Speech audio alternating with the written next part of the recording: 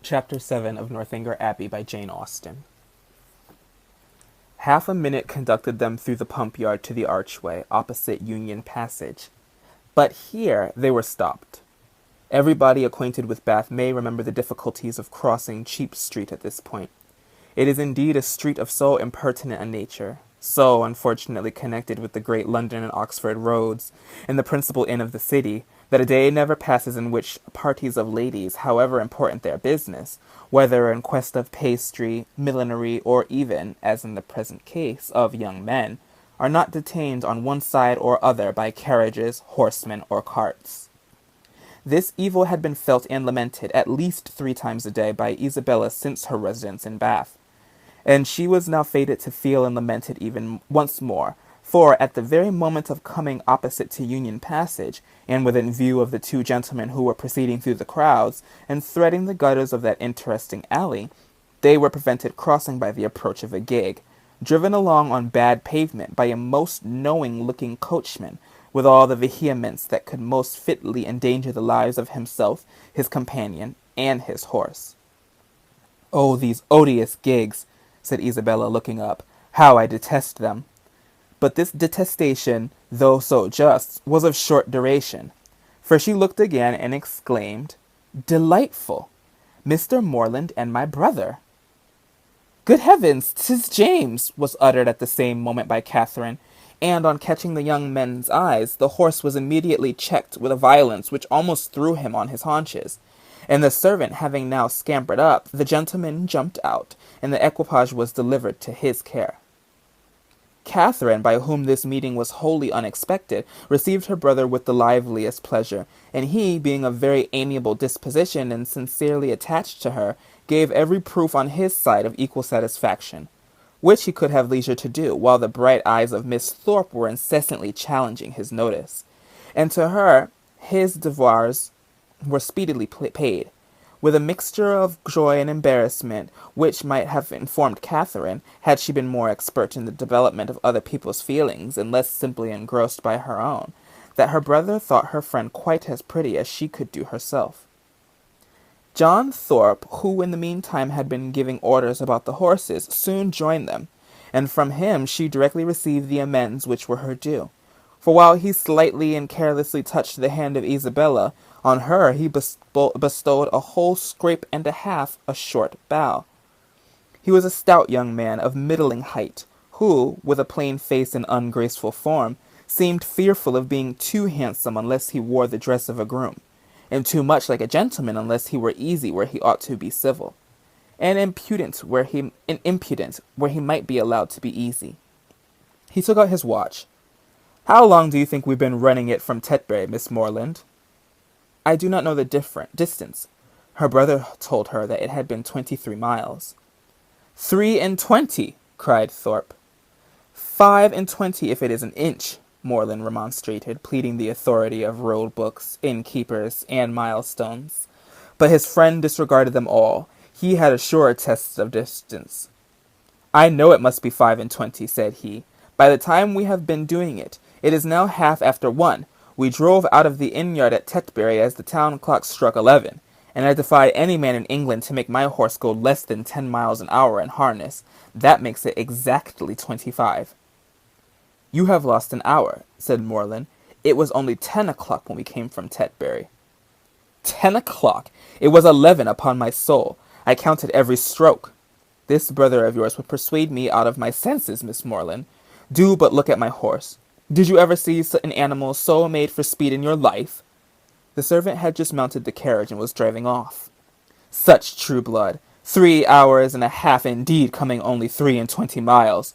Look at that creature, and suppose it possible if you can." "He does look very hot, to be sure." "Hot! He had not turned a hair till we came to Walcot Church. But look at his forehand. Look at his loins. Only see how he moves. That horse cannot go less than 10 miles an hour. Tie his legs and he will get on.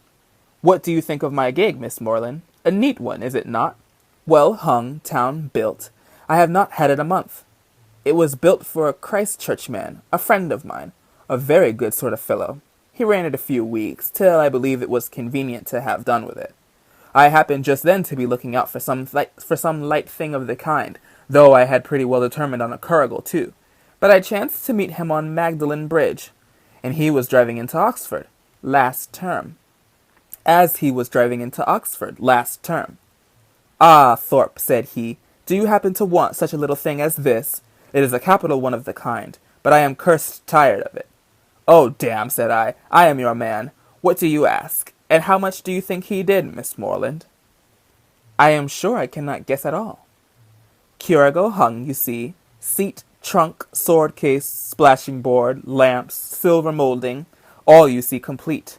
The iron work as good as new or better. He asked 50 guineas.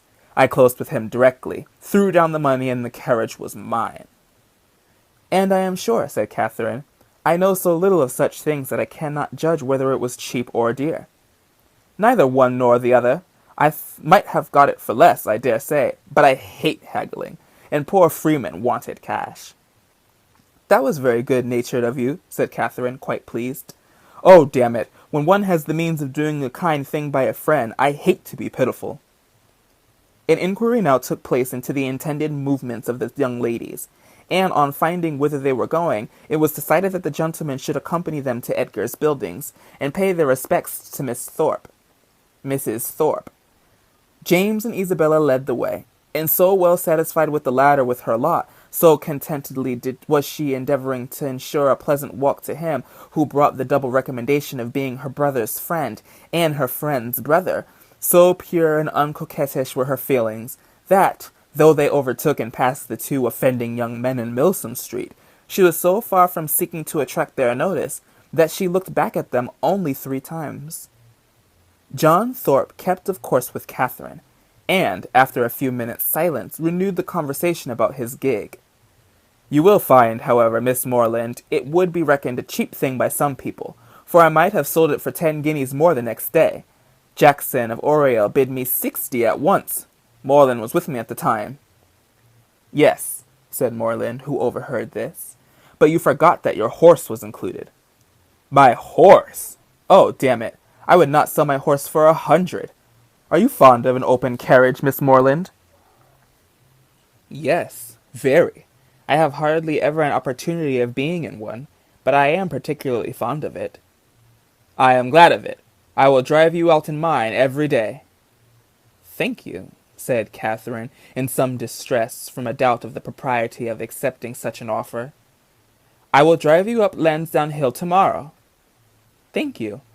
But will not your horse want rest? Rest? He has only come 23 miles today. All nonsense. Nothing ruins horses so much as rest. Nothing knocks them up so soon. No, I shall exercise mine at the average of 4 hours every day while I am here. Shall you indeed? Said Catherine very seriously. That would be 40 miles a day. 40, aye, 50 for what I care. Well, I will drive you up Lansdowne tomorrow. Mind, I am engaged. How delightful that will be, cried Isabella, turning round. My dearest Catherine, I quite envy you, but I am afraid, brother, you will not have room for a third. A third, indeed! No, I did not come to Bath to drive my sisters about. That would be a good joke, faith. Morland must take care of you. This brought on a dialogue of civilities between the other two, but Catherine heard neither of the particulars nor the result. Her companion's discourse now sunk from its hitherto animated pitch to nothing more than a short, decisive sentence of praise or a condemnation on the face of every woman they met. And Catherine, after listening and agreeing as long as she could with the civility and deference of the youthful female mind, fearful of hazarding an opinion of its own in opposition to that of a self-assured man, especially where the beauty of her own sex is concerned, ventured at length to vary the subject by a question which had been long uppermost in her thoughts. It was, Have you ever read Udolpho, Mr. Thorpe? Udolpho? Oh, Lord, not I. I never read novels. I have something else to do. Catherine, humbled and ashamed, was going to apologize for her question, but he prevented her by saying, Novels are all so full of nonsense and stuff. There has not been a tolerably decent one come out since Tom Jones, Except the monk. I read that the other day. But as for all the others, they are the stupidest things in creation. I think you must like Udolpho if you were to read it. It is so very interesting. Not I, Faith. No, if I read anything, it shall be Mrs. Radcliffe's. Her novels are amusing enough. They are worth reading, some fun and nature in them. Udolpho was written by Mrs. Radcliffe, said Catherine with some hesitation, from the fear of mortifying him. No, sure, was it? Ah, I remember, so it was. I was thinking of that other stupid book, written by that woman they make such a fuss about, she who married the French emigrant. I suppose you mean Camilla?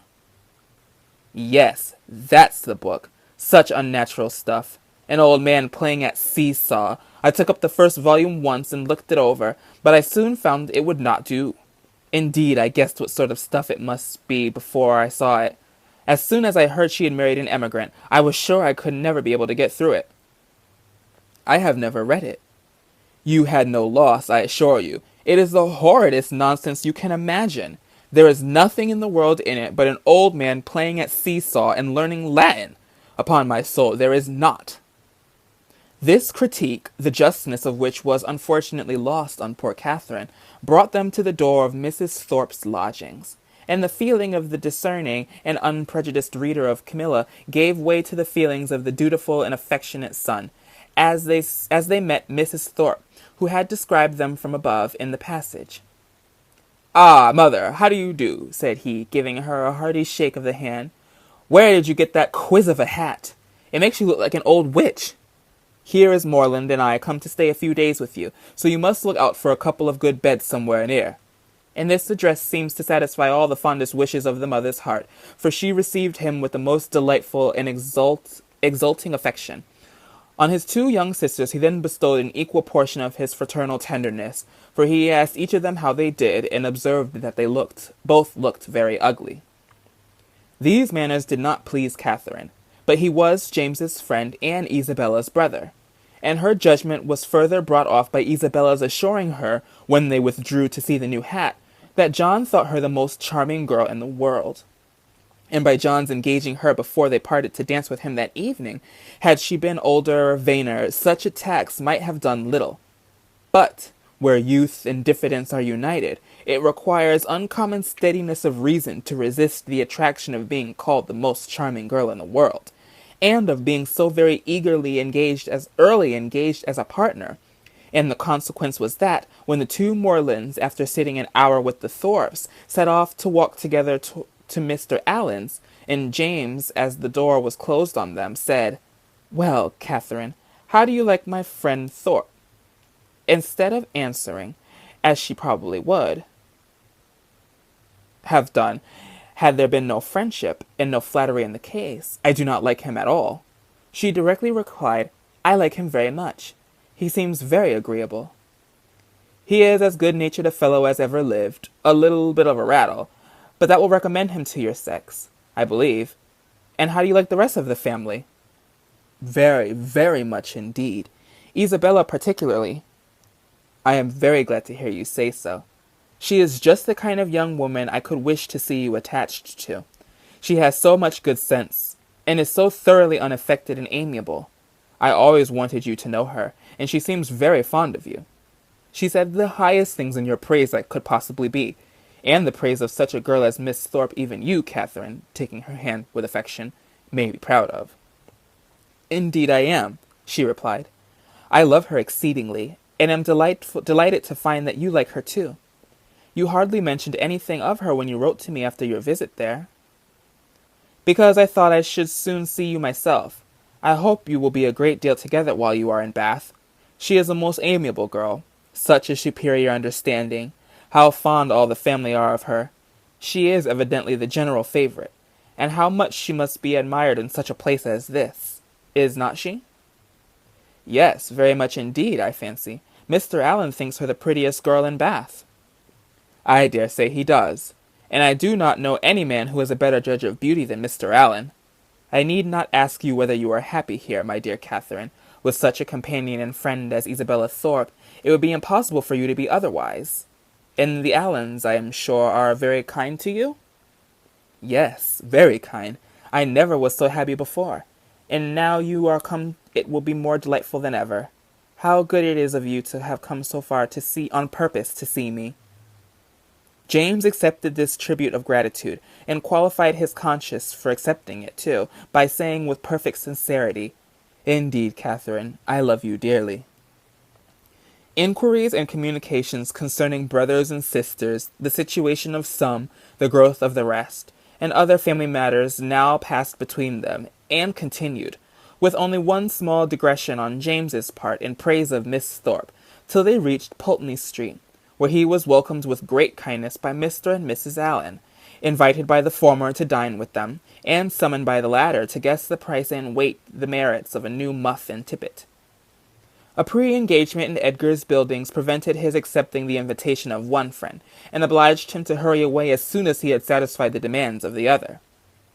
The time of the two parties uniting in the octagon room began being correctly adjusted.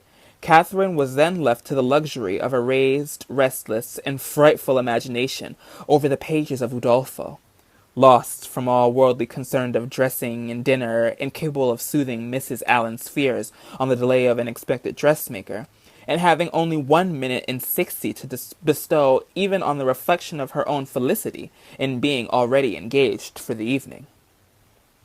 End of chapter 7.